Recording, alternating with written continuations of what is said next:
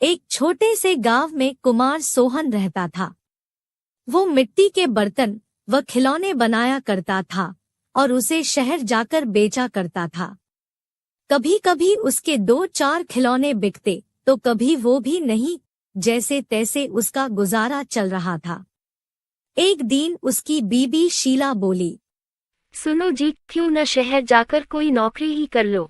नौकरी करोगे तो महीने के अंत में कुछ धन तो आएगा।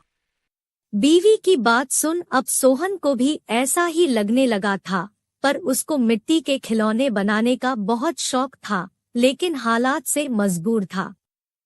बात तो तुम सही कह रही हो, पर कैसे उस हुनर को छोड़ दूं, जिसका नमक हम लोग अब तक खाते आए हैं। मैं जानती हूँ आप बहुत मेहनत और लगन से खिलौने बनाते हो, पर बाजार में बिक्री ना होने से अब हमारा गुजारा नहीं होता। अब तो यह हालत हो गई है कि रसोई में अन्न का एक दाना भी नहीं बचा। ठीक है, मैं कल सुबह ही शहर जाकर कोई न कोई नौकरी तलाश करता हूँ।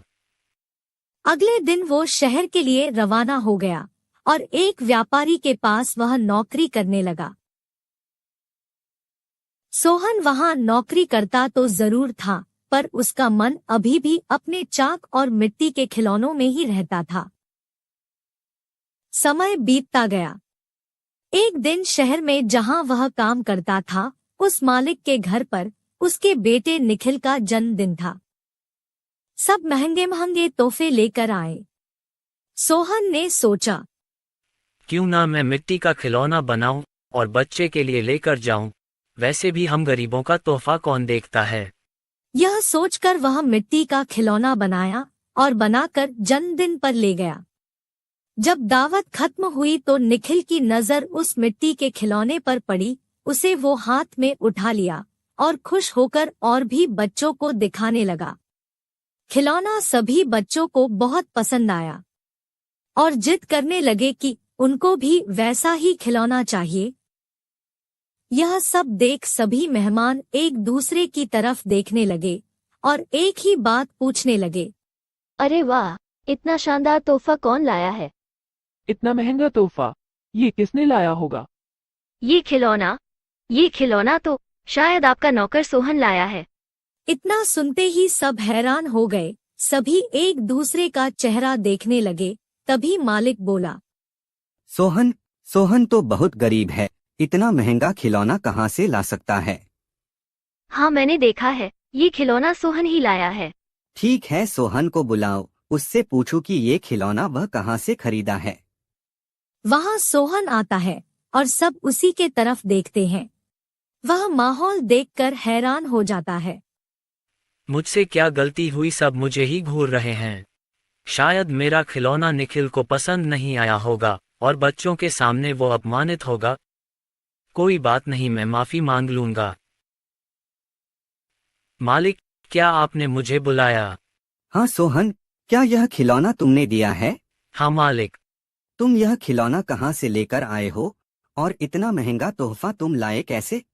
इतना सुन सोहन मन ही मन खुश होता है और मुस्कुराते हुए बोलता है, माफ कीजिएगा मालिक, ये कोई महंगा तोहफा नहीं है, यह मैंने खुद बनाया है।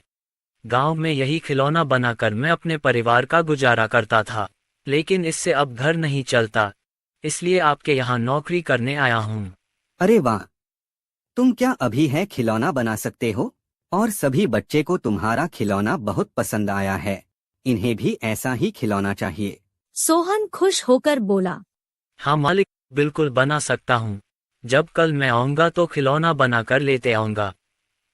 अगले दिन सोहन ने शानदार रंग बिरंगे खिलौने बना कर दिए। यह देख मालिक ने सोचा, क्यों ना मैं खिलौने का भी व्यापार करूं।